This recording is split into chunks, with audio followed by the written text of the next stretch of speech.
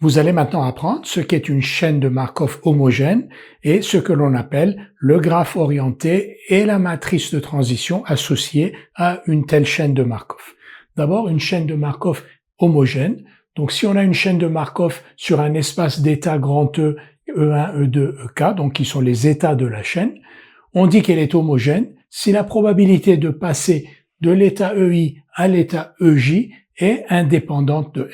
Alors cette probabilité, PIJ, s'écrit probabilité de xn plus 1 égale EJ, sachant que xn égale EI. Donc on est en xn égale EI et on passe à xn plus 1 égale EJ. Et la probabilité de ce passage est égale à PIJ. Et ce PIJ est indépendant de n.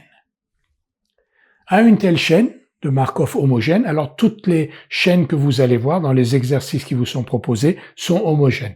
Et si on ne vous précise pas que la chaîne est homogène, c'est qu'elle l'est.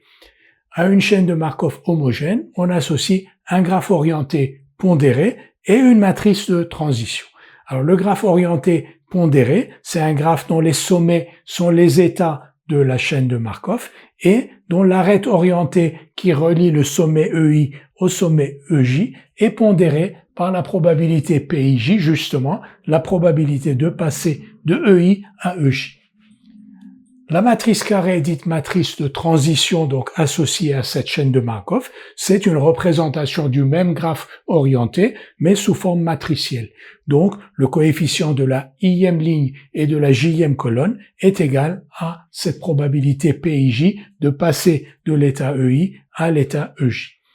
Une telle matrice est telle que la somme des éléments d'une ligne est toujours égale à 1 parce que d'un état, on va passer à un autre état et donc quand on va additionner la somme des probabilités de passage d'un état EI vers les autres états, on va forcément obtenir 1. Et une telle matrice dont la somme des éléments d'une ligne, de chaque ligne, est égale à 1 s'appelle une matrice stochastique.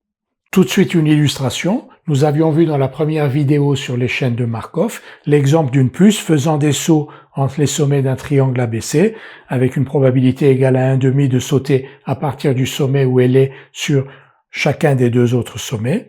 On avait appelé xn la variable aléatoire qui donnait la position de cette puce après le nème saut. Et on avait montré que la suite xn était une chaîne de Markov.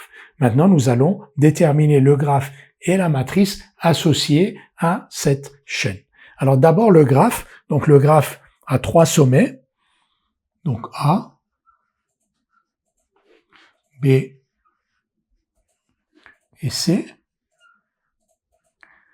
La puce passe de A à C, de C à A, de B à A, de A à B, de B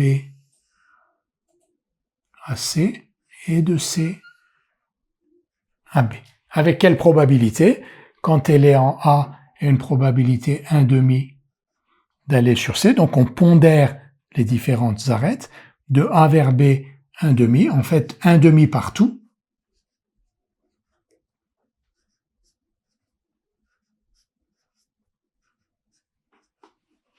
Je n'en oublie aucun, donc il y a bien 6 fois 1,5. Donc on a un graphe, les sommets de ce graphe, donc A, B, C, les sommets du triangle, et ensuite donc des arcs qui relient B à A, A à C, C à A, donc tous les sommets du graphe avec des pondérations égales à 1,5.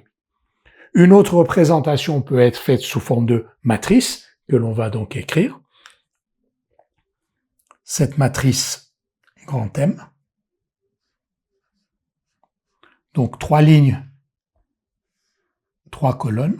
Donc ici, imaginez A, B, C, A, B, C. On va de A vers A avec une probabilité nulle, de A vers B avec une probabilité 1,5, de A vers C avec une probabilité 1,5, de B vers A avec une probabilité 1,5, de B vers B une probabilité nulle, de B vers C avec une probabilité 1,5, de C vers A avec une probabilité 1,5, de C vers B 1,5 et de C vers C avec une probabilité 0. J'ajoute après coup, alors ça c'est juste pour la compréhension, bien sûr.